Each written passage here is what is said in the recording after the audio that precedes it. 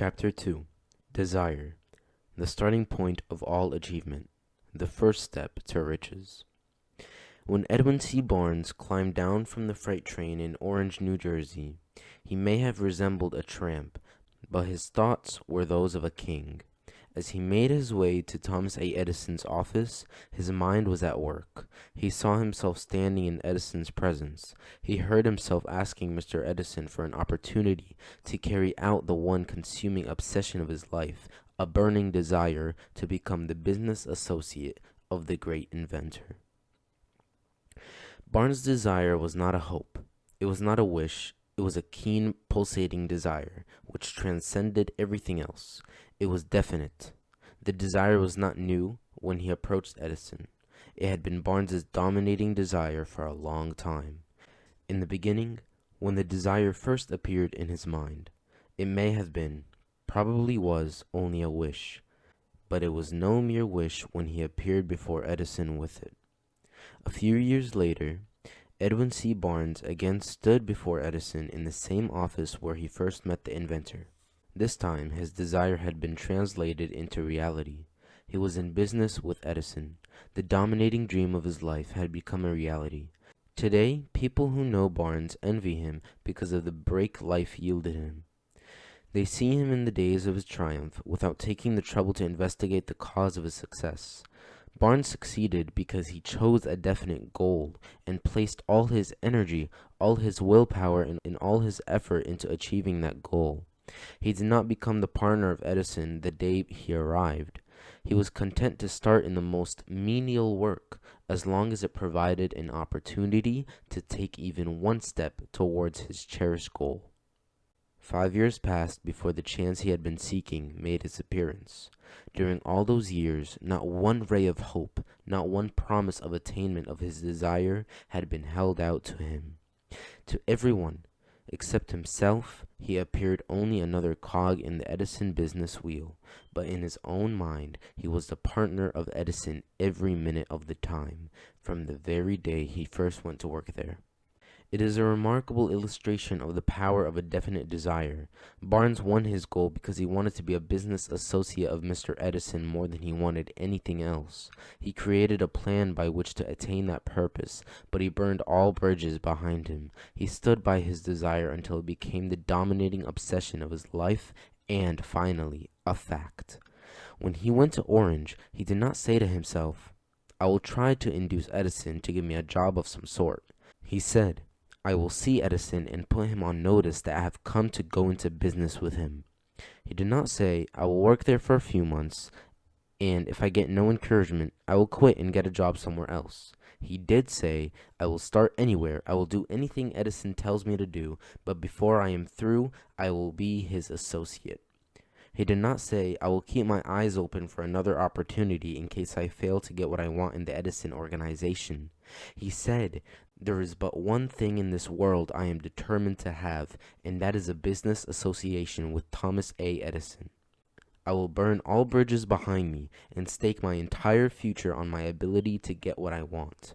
He left himself no possible way of retreat. He had to win or perish. That is all there is to the Barnes' story of success. A long while ago, a great warrior had to make a decision which ensured his success on the battlefield. He was about to send his armies against a powerful foe whose men outnumbered his own. He loaded his soldiers into boats, sailed to the enemy's country, unloaded the soldiers and equipment, then gave the order to burn the ships that had carried them.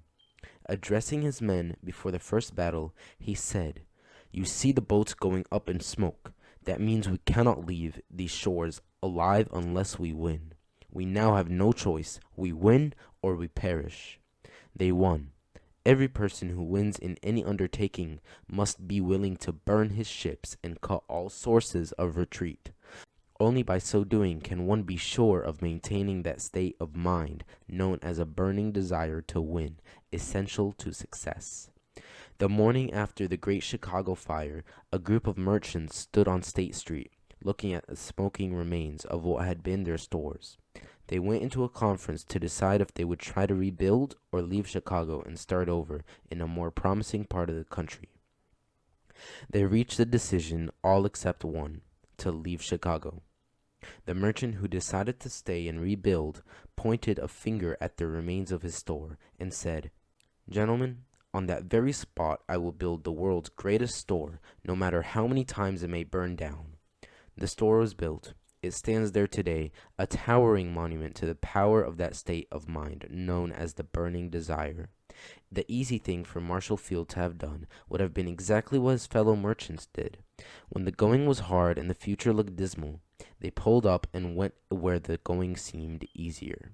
Mark well this difference between Marshall Field and the other merchants, because it is the same difference that distinguishes Edwin C. Barnes from thousands of other young men who have worked in Edison organization. It is the same difference that distinguishes practically all who succeed from those who fail. Every human being who understands the purpose of money wishes for it. Wishing will not bring riches, but desiring riches with a state of mind that becomes an obsession, then planning definite ways and means to acquire riches, and backing those plans with persistence which does not recognize failure, will bring riches. The method by which desire for riches can be transmuted into its financial equivalent consists of 6 definite practical steps. Number 1. Fix in your mind the exact amount of money you desire. It is not sufficient merely to say, "I want plenty of money." Be definite as to the amount. There is a psychological reason for definiteness which will be described in a subsequent chapter. Number 2. Determine exactly what you intend to give in return for the money you desire. There is no such reality as something for nothing. Number 3. Establish a definite date when you intend to possess the money you desire. Number 4. Create a definite plan for carrying out your desire and begin at once, whether you are ready or not, to put this plan into action. Number 5. Write out a clear, concise statement of the amount of money you intend to acquire. Name the time limit for its acquisition. State what you intend to give in return for the money, and describe clearly the path through which you intend to accumulate it. Number 6. Read your written statement aloud twice daily, once just before retiring at night and once after rising in the morning. As you read, see and feel and believe yourself already in possession of the money. It is important that you follow the instructions described in these 6 steps. It is especially important that you observe and follow the instructions on the 6th paragraph. You may complain that it is impossible for you to see yourself in possession of money before you actually have it. Here is where a burning desire will come to your aid. If you truly desire money so keenly that your desire is an obsession, you will have no difficulty in convincing yourself that you will acquire it. The object is to want money, and to become so determined to have it that you convince yourself you will have it. Only those who become money conscious ever accumulate great riches. Money consciousness means that the mind has become so thoroughly saturated with the desire for money that one can see oneself already in possession of it. To those who have not been schooled in the working principles of the human mind, these instructions may appear impractical. It may be helpful to all who fail to recognize the soundness of the 6 steps, to know that the information they convey was received from Andrew Carnegie, who began as an ordinary laborer in the steel mills. Despite his humble beginning, Carnegie managed to make these principles yield him a fortune of considerably more than $1 million. It may be of further help to know that the 6 steps recommended here were carefully scrutinized by Thomas A. Edison. He placed his stamp of approval upon them as being not only the steps essential for the accumulation of money, but also for the attainment of any definite goal. The steps call for no hard labor. They call for no sacrifice. They do not require one to become ridiculous or credulous. To apply them calls for no great amount of education. But the successful application of these 6 steps does call for sufficient imagination to enable one to see and to understand that the accumulation of money cannot be left to chance, good fortune, and luck. One must realize that all who have accumulated great fortunes first did a certain amount of dreaming, hoping, wishing, desiring, and planning before they acquired money. You may as well know also that every great leader from the dawn of civilization down to the present, was a dreamer. If you do not see great riches in your imagination, you will never see them in your bank balance. Never has there been so great an opportunity for practical dreamers as now exists. We who are in this race for rich should be encouraged to know that this dynamic world in which we live is demanding new ideas, new ways of doing things, new leaders, new inventions, new methods of teaching, new methods of marketing, new books, new literature, new applications for computers, new cures for diseases, and new approaches to every aspect of business and life. Behind this demand for new and better things, there is only one quality one must possess to win, and that is definiteness of purpose, the knowledge of what one wants, and a burning desire to possess it. To accomplish this requires practical dreamers who can and will put their dreams into action. The practical dreamers have always been and always will be the parent makers of civilization. We who desire to accumulate riches should remember that the real leaders of the world have always been people who harnessed and put into practical use the intangible, unseen forces of unborn opportunity. They have converted those forces or impulses of thought into skyscrapers, cities, factories, airplanes, cars, better healthcare, and every form of convenience that makes life more pleasant. Tolerance and an open mind are practical necessities for the dreamer of today.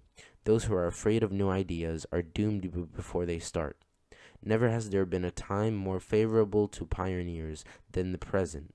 There is a vast business, financial, and industrial world to be remodeled and redirected along new and better lines. In planning to acquire your share of riches, let no one influence you to scorn the dreamer. To win the big stakes in this ever-changing world, you must catch the spirit of the great pioneers of the past, whose dreams have given to civilization all that it has of value, the spirit which serves as the lifeblood of our society, your opportunity and mine, to develop and market our own talents. Let us not forget, Columbus dreamed of an unknown world, staked his life on the existence of such a world, and discovered it. Copernicus, the great astronomer, dreamed of a multiplicity of worlds, and revealed them. No one denounced him as impractical after he had triumphed. Instead, the world worshipped at his shrine, thus proving once more that success requires no apologies, failure permits no alibis. If the thing you wish to do is right, and you believe in it, go ahead and do it. Put your dreams across, and never mind what they say if you meet with temporary defeat, for they, perhaps, do not know that every failure brings with it the seed of an equivalent success. Henry Ford, poor and uneducated, dreamed of a horseless carriage. He went to work with what tools he possessed, without waiting for opportunity to favor him, and now evidence of his dream belts the entire earth. He has put more wheels into operation than any man who ever lived, because he was not afraid to back his dreams. Thomas Edison dreamed of a lamp that could be operated by electricity. Despite more than 10,000 failures, he stood by that dream until he made it a physical reality. Practical dreamers do not quit. Lincoln dreamed of freedom for the black slaves, put his dream into action, and barely missed living to see a united North and South translate his dream into a reality. The Wright brothers dreamed of a machine that would fly through the air. Now one may see evidence all over the world that they dreamed soundly. Marconi dreamed of a system for harnessing the intangible forces of the ether. Evidence that he did not dream in vain may be found in every radio, TV, and cell phone in the world. Moreover, Marconi's dream brought the humblest cabin and the most stately manor housed side by side. It made the people of every nation on earth next door neighbors by creating a medium where news, information, and entertainment could instantly be disseminated throughout the whole world. It may interest you to know that Marconi's friends had him taken into custody and examined in a psychopathic hospital when he announced he had discovered a principle through which he could send messages through the air without the aid of wires or other direct physical means of communication. The dreamers of today fare better. The world has become accustomed to new discoveries. Indeed, it has shown a willingness to reward the dreamer who gives the world a new idea. Ray Kroc is another good example of someone who made his dream come true. Kroc was a salesman of milkshake mixers. Most of his customers, restaurants and diners, purchased 1 or 2 units. When he received an order for 8 mixers from a small food outlet in San Bernardino, California, he decided to visit them and see how they could sell so many shakes. It was the busiest restaurant he had ever seen. The owners, the McDonald brothers, offered a very limited menu: hamburgers, cheeseburgers, french fries, shakes, and soft drinks, all at the lowest price in the area. Kroc saw an opportunity. If he could open a chain of these restaurants, each as productive and profitable as this, money would flow in. He proposed the idea to the McDonald brothers and agreed to implement it. Within a few years, McDonald's not only became the top-selling food outlet in the country, but created the fast food industry. Kroc later brought out the McDonald brothers and expanded the business into an international phenomenon, making him one of the richest men of his time. The world is filled with an abundance of opportunity which the dreamers of the past never knew. A burning desire to be and to do is the starting point from which the dreamer must take off. Dreams are not born of indifference, laziness, or lack of ambition. The world no longer scoffs at dreamers, nor calls them impractical. Remember, too, that all who succeed in life get off to a bad start and pass through many heartbreaking struggles before they arrive. The turning point in the lives of those who succeed usually comes at the moment of some crisis, through which they are introduced to their other selves. John Bunyan wrote The Pilgrim's Progress after he had been confined in prison and sorely punished because of his religious views. O. Henry discovered the genius that slept within his brain after he had met with great misfortune and was confined in a prison cell in Columbus, Ohio. Being forced, through misfortune, to become acquainted with his other self and to use his imagination, he discovered himself to be a great author instead of a miserable criminal and outcast.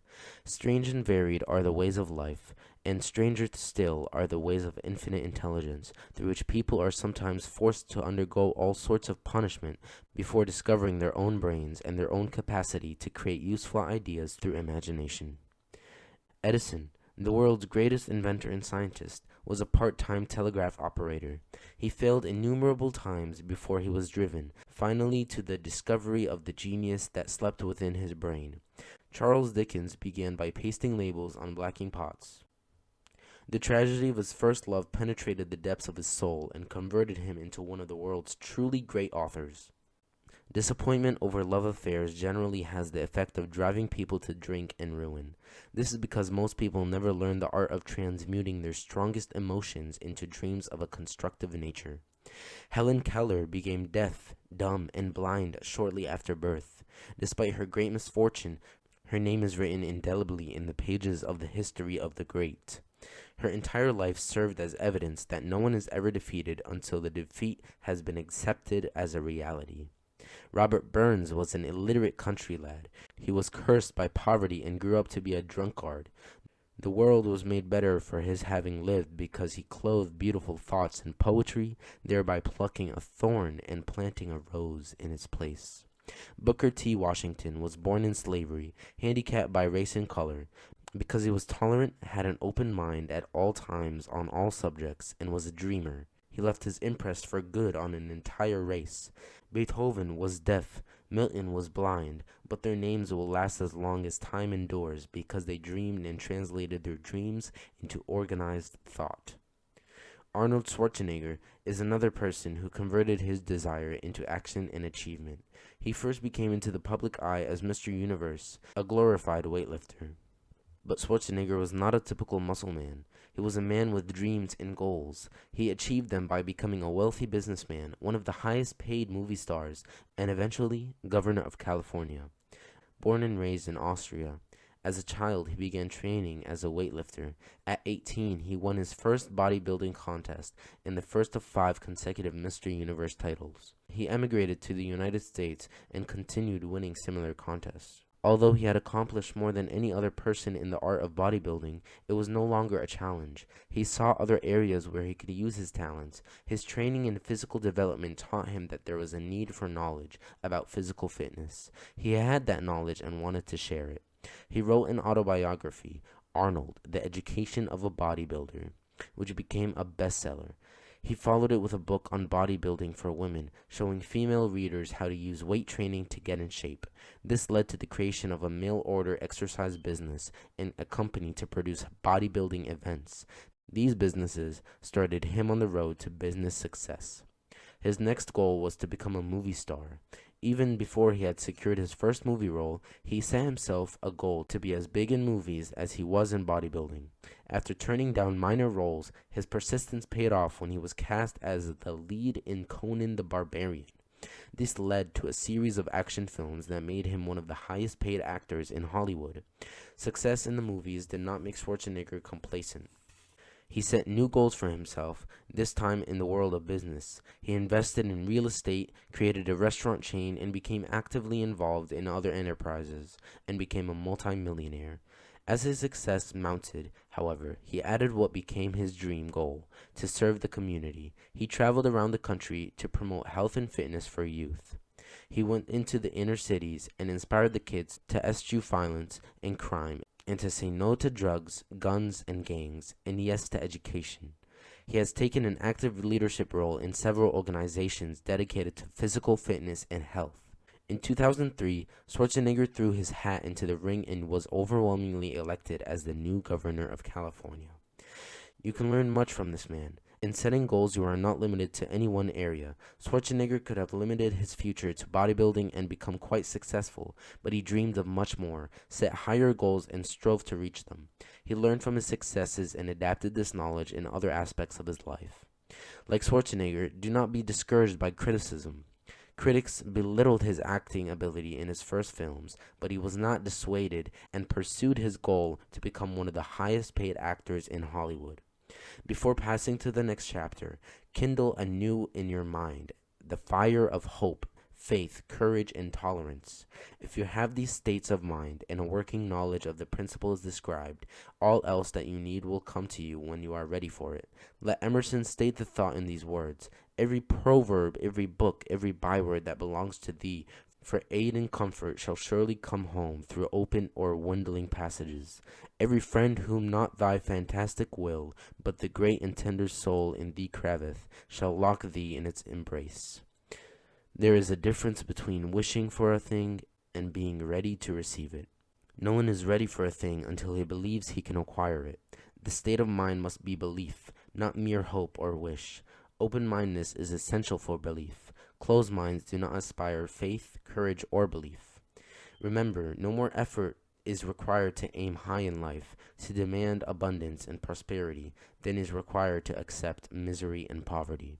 A great poet has correctly stated this universal truth through these lines: I bargained with life for a penny, and life would pay no more. However, I begged at evening, when I counted my scanty store. For life is just employer, he gives you what you ask, but once you have set the wages, why, you must bear the task. I worked for a menial's hire, only to learn dismayed, that any wage I had asked of life, life would have willingly paid. Mary Kay Ash, the founder of Mary Kay Cosmetics, attributed her success to the development of self-confidence and faith in herself and in all the people in her vast organization, which now consists of more than 250,000 independent beauty consultants worldwide. Her sales career began 25 years earlier when she joined Stanley Home Products. She often commented that she was not at all successful during her first year and was ready to give up. This changed when she attended her first Stanley sales seminar. She reported, "There I saw this tall, svelte, pretty, successful woman crowned queen as a reward for being the best in a company contest. I determined to be that queen the following year, which seemed impossible. However, I decided to go up and talk to the president and tell him that I intended to be queen next year. Mr. Beveridge didn't laugh at me, but looked me in the eye, held my hand, and said, 'Somehow, I think you will.' Those 5 words drove me, and the next year, I was queen." Mary Kay preached and practiced that the first step in achieving success is to firmly believe that you are an excellent person who deserves success. In an article in Personal Excellence, she suggested some exercises to help create your image of excellence and begin to establish an atmosphere of success in your life. Here are some of her suggestions. Imagine yourself successful. Always picture yourself successful. Visualize the person you desire to become. Set aside time each day to be alone and undisturbed. Get comfortable and relax. Close your eyes and concentrate on your desires and goals. See yourself in this new environment, capable and self-confident. Reflect on your past successes. Every success, be it large or small, is proof that you are able of achieving more successes. Celebrate each success. You can recall it when you begin to lose faith in yourself. Set definite goals. Have a clear direction of where you want to go. Be aware when you begin to deviate from these goals and take immediate corrective action. Respond positively to life. Develop a positive self-image. Your image, your reactions to life, and your decisions are completely within your control. Desire outwits Mother Nature. As a fitting climax to this chapter, I wish to introduce one of the most unusual people I've ever known. I first saw him a few minutes after he was born. He came into the world without any physical sign of ears, and the doctor admitted, when pressed for an opinion, that the child might be deaf and mute for life. I challenged the doctor's opinion. I had the right to do so. I was the child's father. I, too, reached a decision and rendered an opinion, but I expressed the opinion silently, in the secrecy of my own heart. I decided that my own son would hear and speak. Nature could send me a child without ears, but nature could not induce me to accept the reality of the affliction. In my own mind, I knew that my son would hear and speak. How? I was sure there must be a way, and I knew I would find it. I thought of the words of the immortal Emerson. The whole course of things goes to each us faith. We need only obey. There is guidance for each of us, and by lowly listening we shall hear the right word. The right word? Desire. More than anything else, I desired that my son should not be a deaf mute. From that desire I never receded, not for a second. Many years previously, I had written, "Our only limitations are those we set up in our own minds." For the first time, I wondered if that statement were true. Lying on the bed in front of me was a newly born child, without the natural equipment of hearing. Even though he might hear and speak, he was obviously disfigured for life. Surely, this was a limitation which that child had not set up in his own mind. What could I do about it? Somehow, I would find a way to transplant into that child's mind my own burning desire for ways and means of conveying sound to his brain without the aid of ears. As soon as the child was old enough to cooperate, I would fill his mind so completely with a burning desire to hear that nature would, by methods of her own, translate it into physical reality. All this thinking took place in my own mind, and I spoke of it to no one. Every day I renewed the pledge I had made to myself, not to accept the deaf mute for a son. As he grew older and began to take notice of things around him, we observed that he had a slight degree of hearing. When he reached the age when children usually begin talking, he made no attempt to speak, but we could tell by his actions that he could hear certain sounds slightly. That was all I wanted to know. I was convinced that if he could hear even slightly, he might develop still greater hearing capacity. Then something happened which gave me hope. It came from an entirely unexpected source. We bought a record player.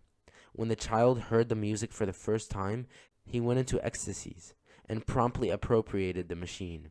He soon showed a preference for certain records, among them, "It's a Long Way to Tipperary."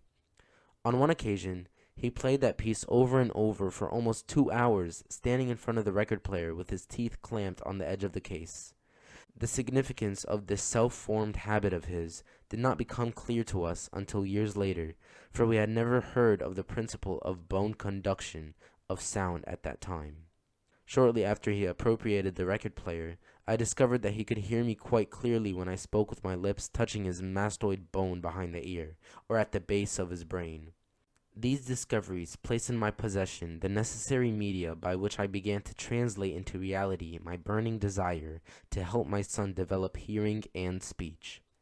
By that time, he was making stabs at speaking certain words. The outlook was far from encouraging, but desire backed by faith knows no such word as impossible.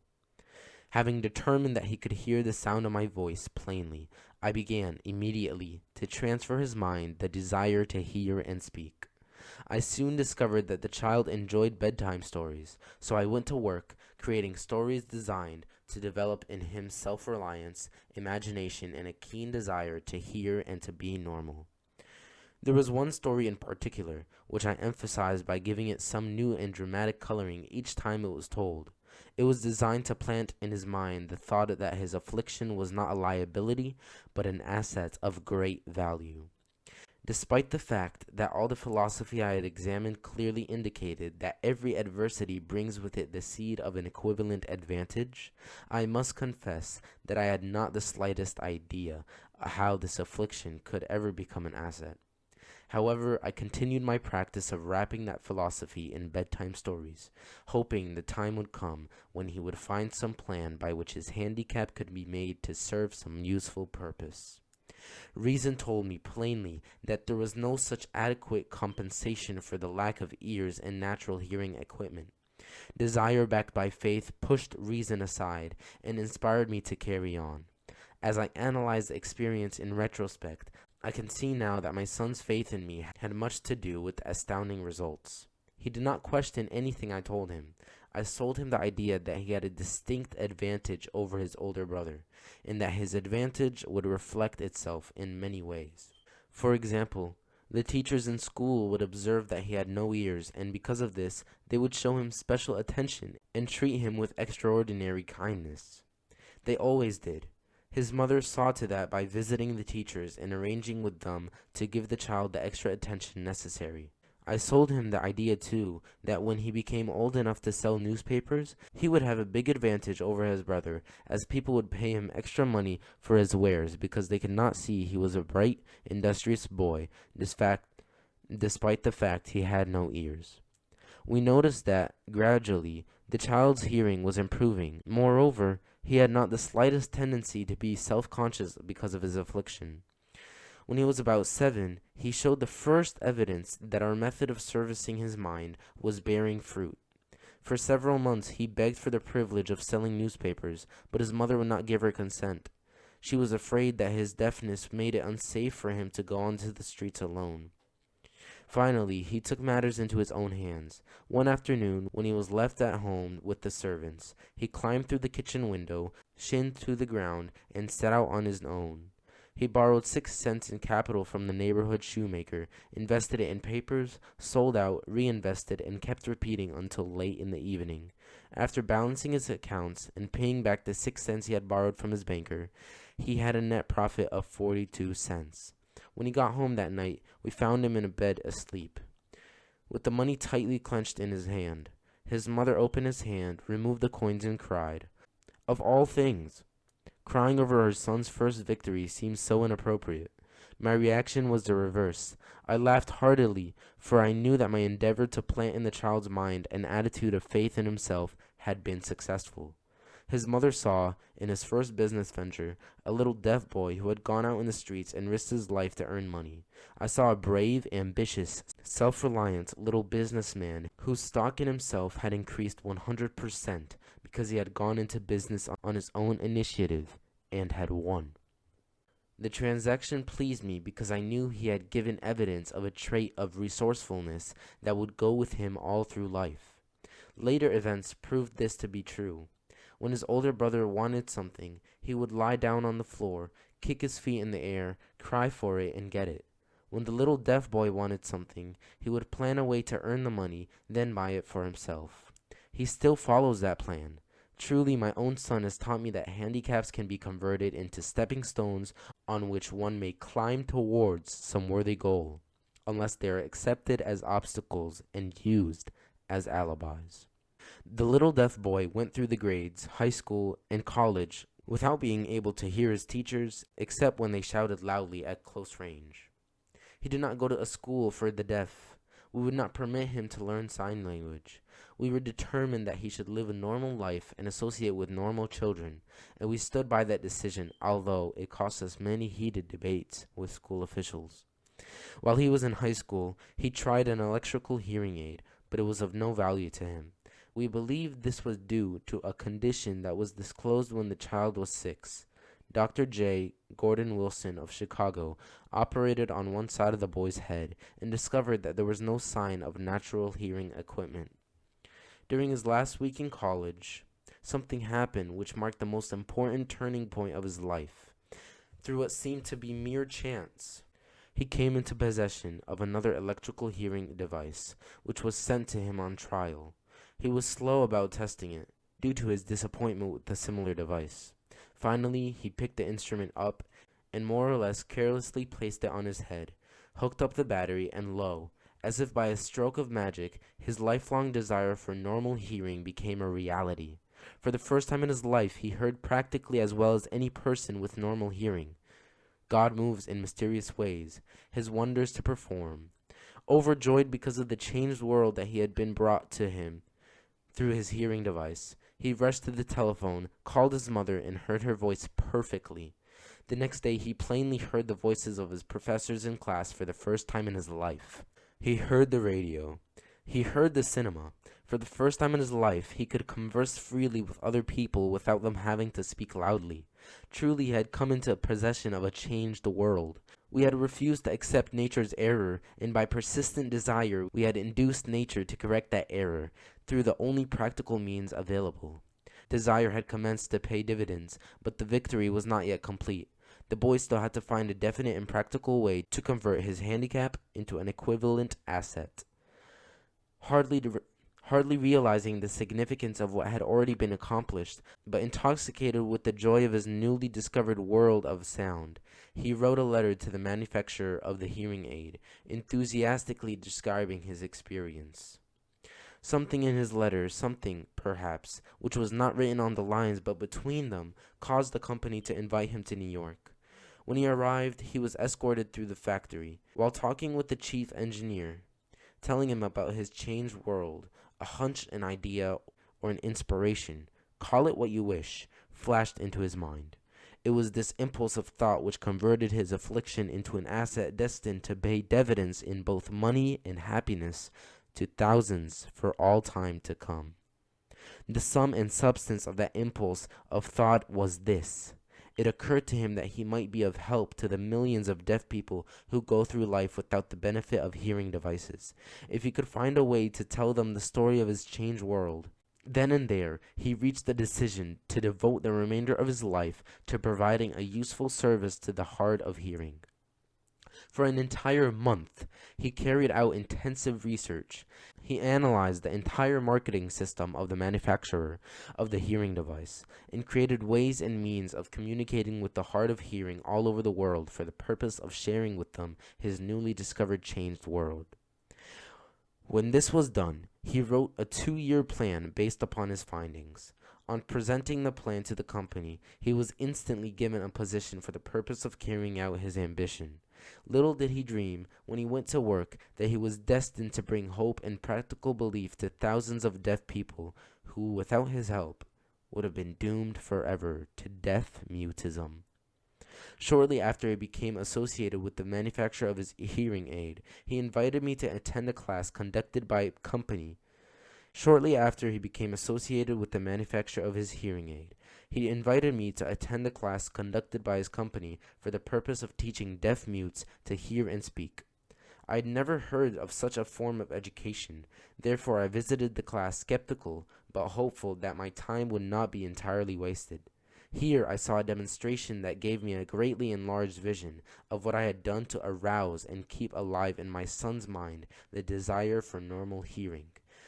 I saw deaf mutes actually being taught to hear and speak through application of the self-same principle I had used more than 20 years previously in saving my son from deaf mutism. Thus, through some strange turn of the wheel of fate, my son Blair and I were destined to aid in correcting deaf mutism for those as yet unborn. There is no doubt in my mind that Blair would have been a deaf mute all his life if his mother and I had not managed to shape his mind as we did. When Blair was an adult, Dr. Irving Voores, a noted specialist on such cases, examined him thoroughly. He was astounded when he learned how well my son hears and speaks, and said his examination indicated that Theoretically, the boy should not be able to hear at all, but the lad does hear, despite the fact that X-ray pictures show there is no opening in the skull whatsoever, from where his ears should be to the brain. When I planted in his mind the desire to hear and talk, and live as a normal person, there went with that impulse some strange influence which caused nature to become a bridge builder and span the gulf of silence between his brain and the outer world by some means which the keenest medical specialists have not been able to interpret. It would be sacrilege for me to even conjecture as to how nature performed this miracle. It would be unforgivable if I neglected to tell the world as much as I know of the humble part I assumed in the strange experience. It is my duty and a privilege to say I believe, and not without reason, that nothing is impossible to the person who backs desire with enduring faith. I've no doubt that a burning desire has devious ways of transmuting itself into its physical equivalent. Blair desired normal hearing. Now he has it. He was born with a handicap, which might easily have sent one with a less defined desire to the street with a bundle of pencils and a tin cup. That handicap now promises to serve as the medium by which he will render useful service to many millions of hard of hearing, as well as to give him useful employment at adequate financial compensation for the remainder of his life.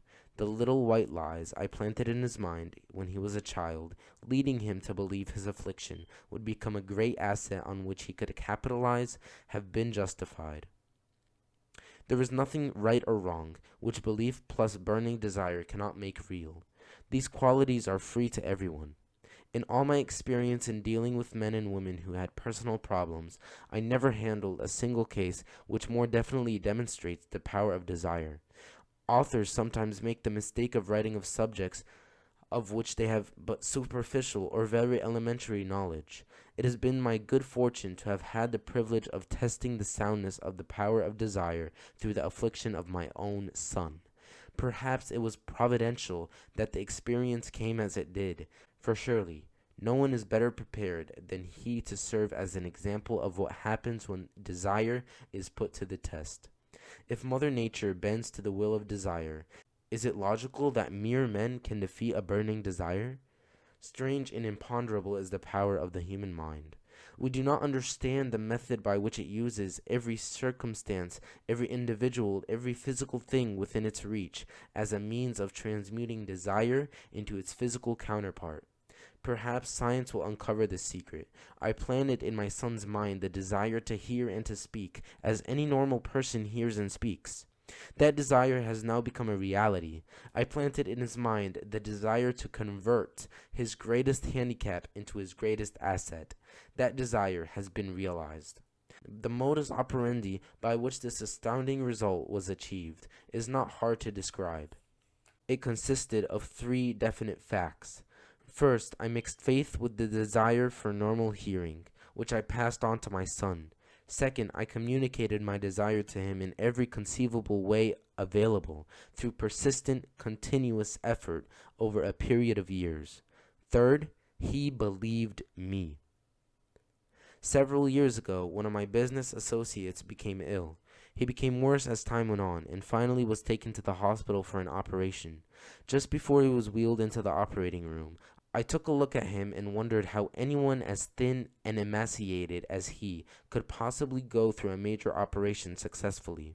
The doctor warned me that there was a little, if any, chance of my ever seeing him alive again. But that was the doctor's opinion. It was not the opinion of the patient. Just before he was wheeled away, he whispered feebly, "Do not be disturbed, Chief.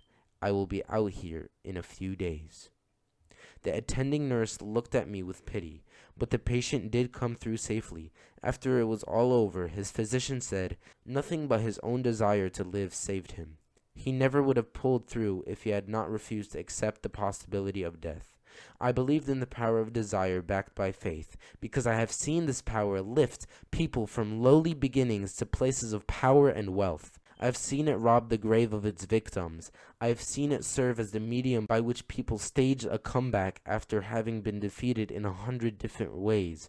I have seen it provide my own son with a normal, happy, successful life, despite nature having sent him into the world without ears. How can one harness and use the power of desire? This has been answered to this chapter and the subsequent chapters of this book.